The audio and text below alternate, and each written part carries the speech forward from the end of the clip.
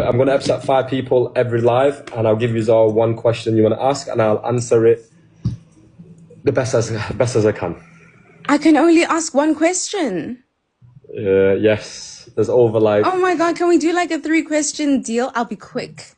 Nah, it can't be all Love Island related then. Okay, I'll give you 1 Love Island related and 2 questions personal related. How about that? Okay. So I really did want to know why you didn't step in and defend Amaya at the fire pit with the mailbox challenge.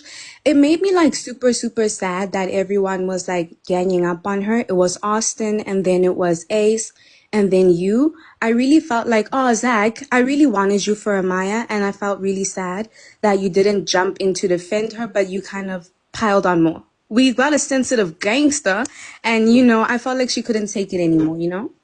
Yeah, so obviously during that challenge, like I said, I felt like I could have reacted a little bit better for sure. But I think the name of the challenge actually got to my head a little bit, where it says, stand on business, say things you really want to say, but you've been holding it in. I felt like we all had to have like some sort of like an input during that challenge, just to like air some things. It's not something I'd say to her if it wasn't a part of the challenge. I felt like it got to my head a little bit, so I do want to apologise for that. I should have definitely handled it better.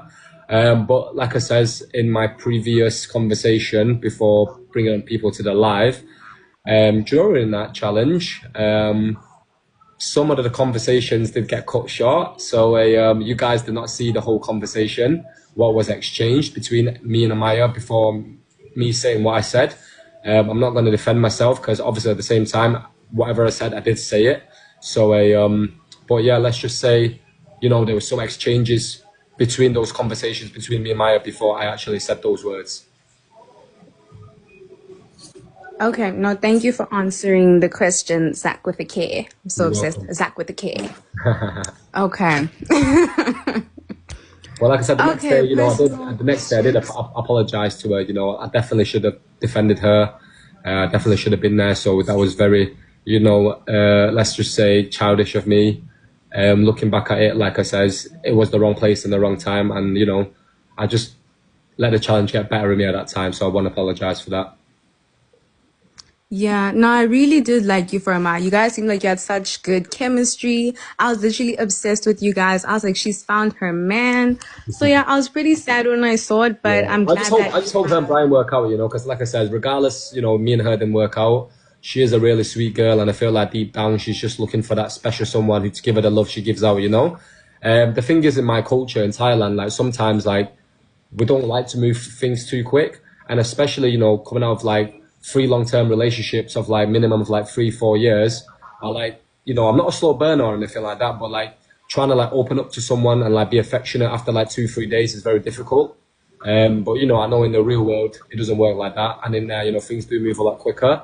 But at the same time, I have to stay true to how I'm feeling. You know what I'm saying? Yeah, okay. Do you feel like you were being like your most honest self? Because there was a point where you were like, okay, yeah, first when you were in Casa, you were like, okay, yeah, I'll give you a kiss. But later on, you were like, you're moving too quick. Even in Casa, I didn't want to kiss you, but it's like, she asked for consent and you said yes, So I feel like of course, maybe which I that totally was get. a bit misleading. Yeah, which I totally agree with you in that. But the thing is with me, yeah, because I thought usually in the real world, I wouldn't just kiss strangers on a first day. But what it was is I wanted to go into that experience, coming out of my comfort zone and just giving it a good go.